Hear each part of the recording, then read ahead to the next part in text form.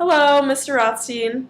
I'm decided to interview my grandpa for the oral history report. This is him, Sarkis Dodakian. He's 81 years old, born and raised in Worcester, Massachusetts, and attended a school from Worcester Boys Trade No. We're Oh, not doing the high school yet. Oh, sorry. It's okay. I believe No, keep going. it. Go ahead. Sorry. He went to a typical school that went from kindergarten to 8th grade, and then after he graduated 8th grade, went to Worcester Boys Trade High School, and he immediately started working.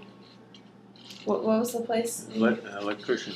As an electrician, and work was kind of slow, so he decided to join the Navy, and that's what this report is going to be discussing in the Korean conflict.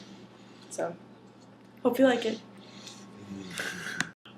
Okay, so as I previously mentioned, after my grandpa graduated from high school and work was slow, he decided to enlist in the Navy that was participating in the Korean conflict. But prior to arriving and starting to get involved with this historical event, he had to go through training. Yeah. Could you describe some of the training, like where it was, what you had to do? Let's see. Yeah, it was to prepare you for military life. Getting up early in the morning, doing drill, marching, exercising, kitchen duty.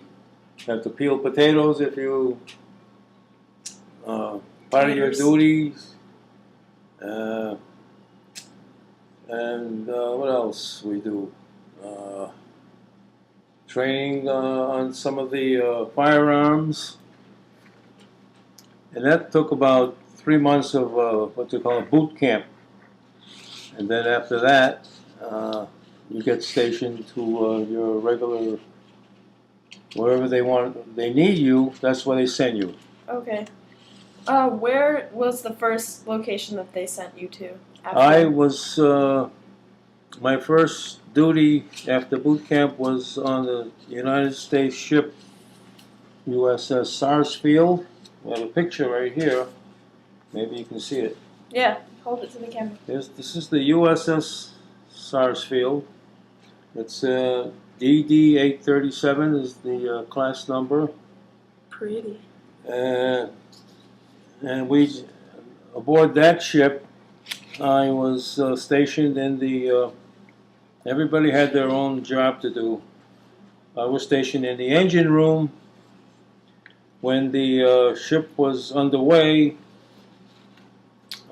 depending on the exercise we were doing, you have to regulate the engine's turbine speed to whatever comes down from the bridge, the signal. Whatever they send down from the signal is displayed in the engine room, and you have to make the necessary changes on the engine.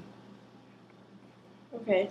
Whether we go faster or slower, and the worst part of that was leaving port or coming into port, because it's very difficult to maneuver the ship to the dock. So depending on the captain, if he was a good captain, he would do a good job.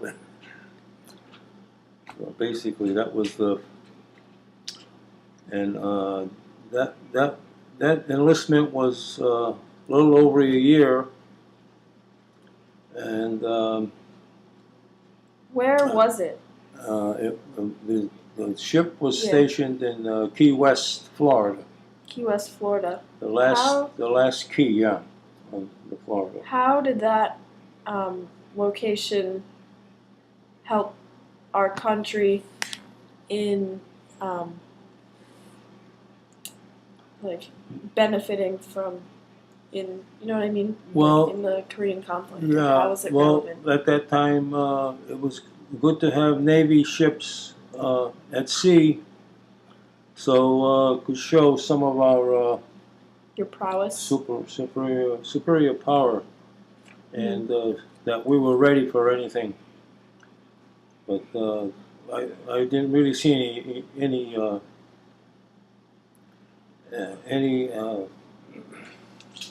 actual conflict. Mm-hmm. We were just what they call it. Oh, I forgot what they call it. Hold on a minute. It's all right. Think of it. I'm gonna have to sneeze. Phew. Occupational. We were just to display our power. Okay. Occupational duty. It wasn't meant to protect the nation. It was just meant to. Well, we were. Would you say it was like an intimidating factor? Most of our exercises were off the Key West, which is very close to Guantanamo Bay in Cuba. So we had did all our drills in the general quarters. Everybody had, if we did have to get into a fight or anything, or everybody had their war stations, which was called general quarters, and that's all we prepared for. That was what we were doing, getting ready for emergency. Whatever they wanted us to do, we were ready. Okay. All right. So that is our first location. Where were you stationed next? Oh, now I had opportunity to re-enlist when my term was up on the first tour of duty. I decided to join the reserve, Navy Reserve, when I was discharged from the first tour. And a few months later, I got notified that I was to be reassigned back to official sea duty again because of the Korean conflict, which was going on at that time.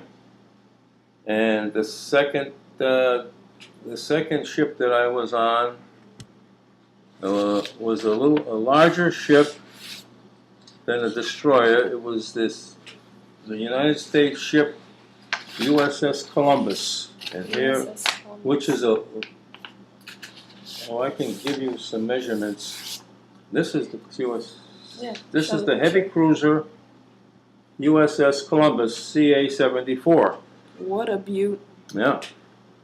And compared to the first ship, the USS Columbus is about 3 times the size of the destroyer, which is, I didn't give you the measurements of the destroyer. Oh. The destroyer was approximately 390 feet long, so a little over the length of a football field, and 40 feet on the beam across, and it had approximately 300